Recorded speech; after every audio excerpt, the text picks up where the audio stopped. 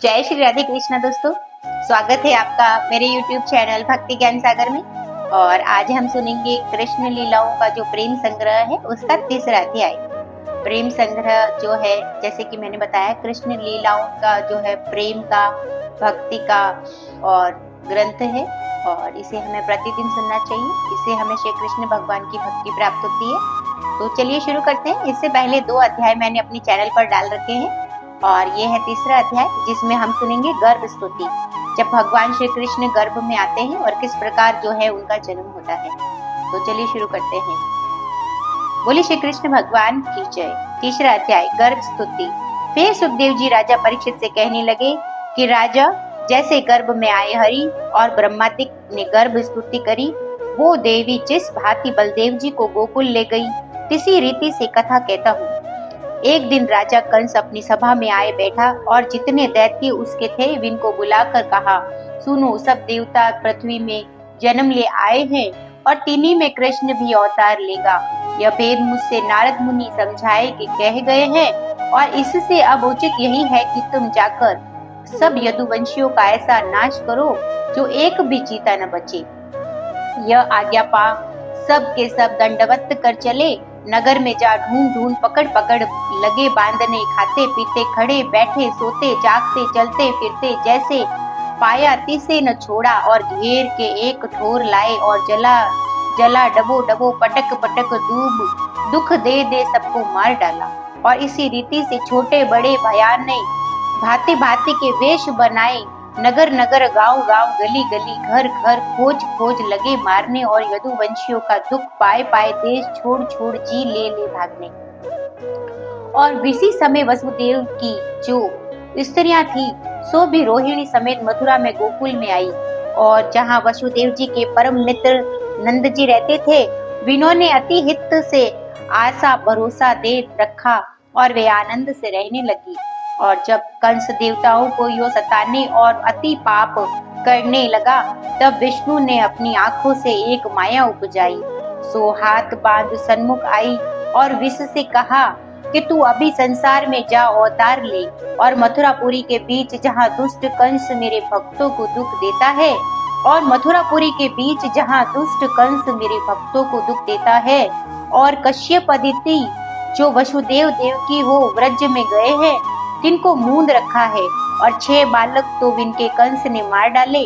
अब 7वें गर्भ में लक्ष्मण जी है, और उनको देवकी की कोख से निकाल गोकुल में ले जाकर इस रीति से रोहिणी के पेट में रख दीजो कि कोई दुष्ट न जाने और वहां के लोग तेरा जस बखाने। और इसी प्रकार कह के इस भांति माया को समझा श्री नारायण बोले कि तू तो पहले जाकर यह काज करके नंद के घर जन्म ले, पीछे वसुदेव के यहाँ अवतार ले, मैं भी आता हूँ। और इतना सुनते ही माया झट मथुरा में आई और मोहिनी का रूप बन वसुदेव के गेह में बैठ गई।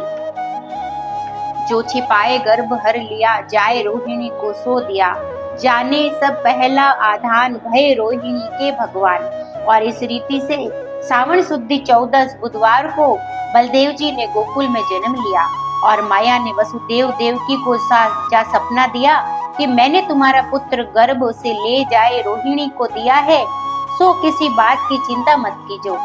सुनते ही वसुदेव देवकी जाग पड़े और आपस में कहने लगे कि यह तो भगवान ने भला किया, पर कंस को इसी समय जताया चाहिए, नहीं तो क्या जानिए पीछे क्या दुख दे।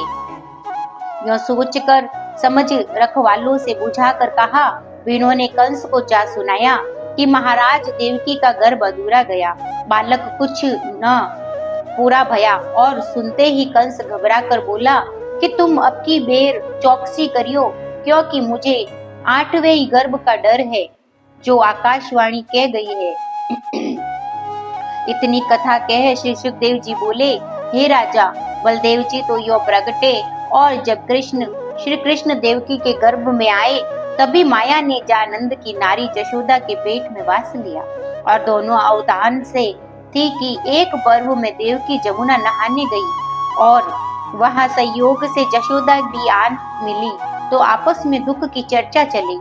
निदान जशोदा ने देवकी को वचन दे कहा कि तेरा बालक मैं रखूंगी, अपना तुझे दूंगी। ऐसे वचन दे यह अपने घर आई और वह अपने आगे। जब कंस ने जाना कि देवकी को 8वां गर्भ रहा, तब जा वसुदेव का घर घेरा, चारों ओर दैत्यों की चौकी बैठा दी। वसुदेव को बुलाकर कहा कि अब तुम मुझसे कपट मत कीजो, अपना लड़का ला दीजो। और तब मैंने तुम्हारा ही कहना मान लिया था।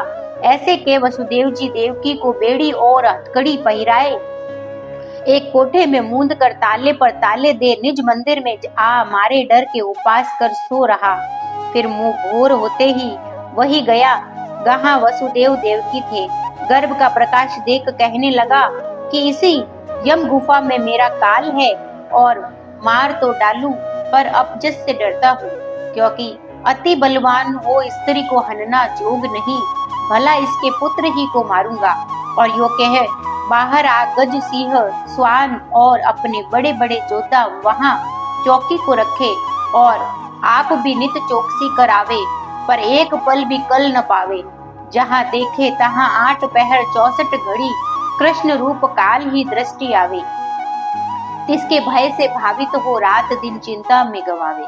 और इधर कंस की तो यह दशा थी, उधर वसुदेव और देवकी पूरे दिनों महाकष्ट से श्री कृष्ण की ही को मनाते कि इस बीच भगवान ने आप इन्हें स्वप्न दिया और इतना कह इनके मन का सोच दूर किया, जो हम वेग ही जन्म ले तुम्हारी चिंता मेटते हैं और तुम अब मत पछताओ। यह सुन वसुदेव देवकी जाग पड़े, तो इतने में ब्रह्म रुद्र इंद्रादिक देवता अपने विमान अधर से छोड़ अलग रूप बन वसुदेव के गेह में आए और हाथ जोड़ जोड़ के वेद गाए गाए गर्भ की स्तुति करने लगे। और तिस समय इनको तो किसी ने न देखा, पर वेद की धुनी सबने सुनी। यह अचरज देख सब रखवाले अचंबे रहे और वसुदेव देवकी को निश्चय हुआ ही भगवान वेग ही हमारी पीर हरेंगे। तो ये था दोस्तों प्रेम सागर कृष्ण लीलाओं का तीसरा अध्याय, और इससे आगे का अध्याय हम सुनेंगे अगले वीडियो में। तो चलिए मिलते हैं। आपका दिन शुभ और मंगलमय हो, इसी कामना के साथ जय श्री राधे कृष्णा।